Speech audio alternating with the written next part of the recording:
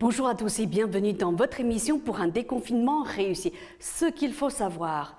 Le ministre de l'économie Bruno Le Maire a annoncé lundi 10 août que de nouveaux secteurs d'activité bénéficieraient d'exonérations de charges et de chômage partiel.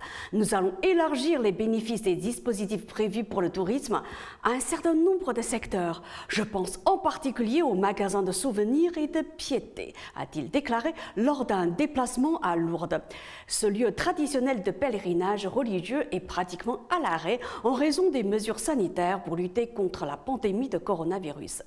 Les magasins de souvenirs et de piété, les boutiques des galeries marchandes, les boutiques des aéroports, les traducteurs-interprètes, les métiers d'art, les services auxiliaires de transport par eau, le secteur des paris sportifs et les labels sont concernés par la mesure.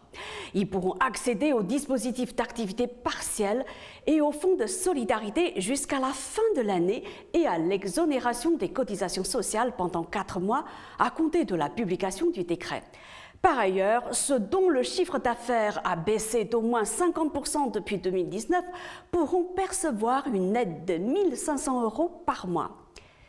La pandémie de coronavirus continue sa progression en France. Près de 10 800 nouveaux cas ont été dépistés cette dernière semaine et 4 854 cas détectés en 3 jours. On dénombre 332 clusters en activité selon les derniers chiffres communiqués par Santé publique France.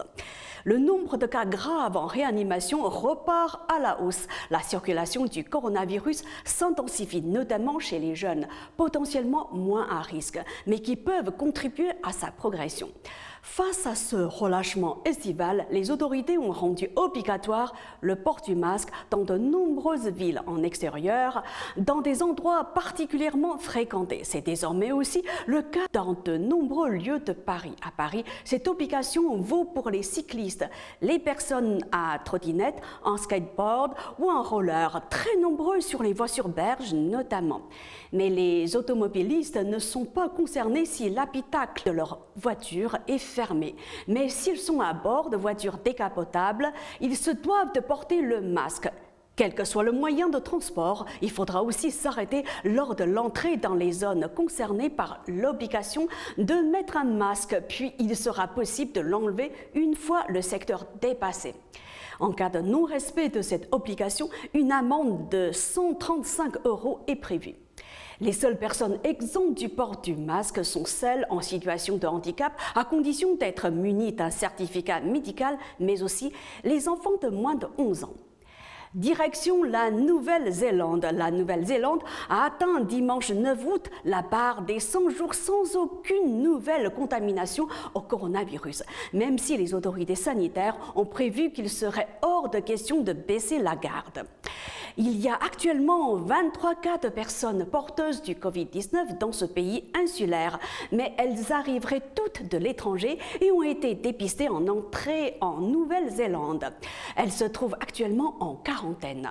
Atteindre les 100 jours sans transmission dans la population est une étape importante. Cependant, comme nous le savons tous, nous ne pouvons pas nous permettre la moindre négligence, a dit le directeur de la santé de la Nouvelle-Zélande.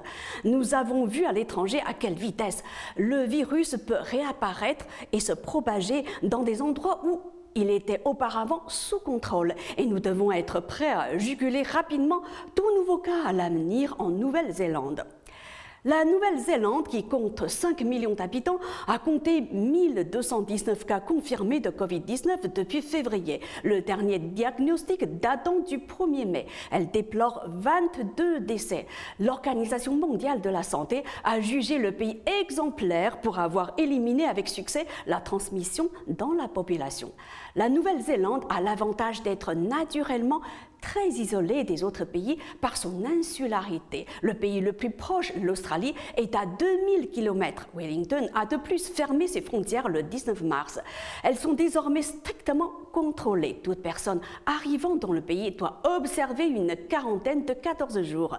Les Néo-Zélandais ont retrouvé un mode de vie presque normal, sans distanciation sociale et avec public autorisé lors d'événements sportifs et culturels. C'est la fin de cette émission. Merci à vous de l'avoir suivi. À demain.